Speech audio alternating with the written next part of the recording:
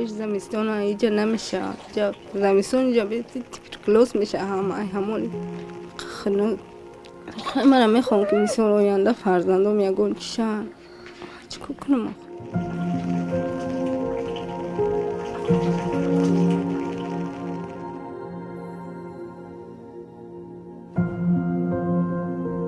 ما تاش لبکه میریم این روز نرفتیم اما جا اونلای میشه مکتب درآمدنی نمیمونن جنگ میکنن که اما تا اونلای بری تازه کنه با بیایی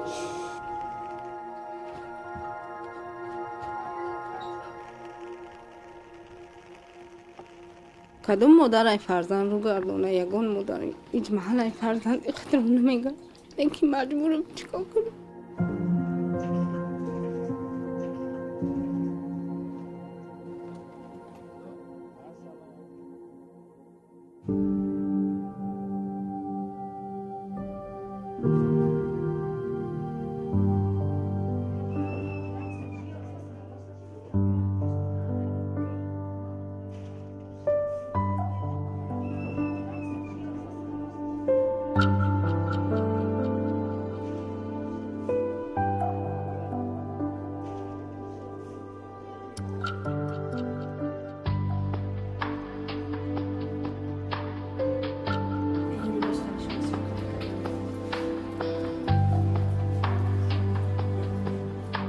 امید نبود دیگه که جو امید نداشتیم خیلی خداوند گفت دیگه با همین مردمی سیب کار که مثل رحم ما را خورد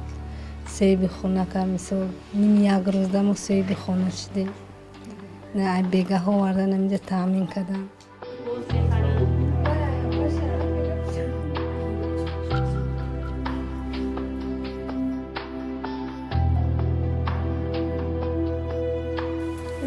مکتب میریم که پرگل نمیکنیم لباسای نداریم همانا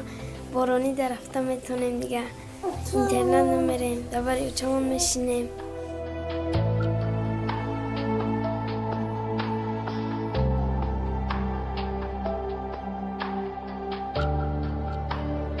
شما در احمد افا جان میشه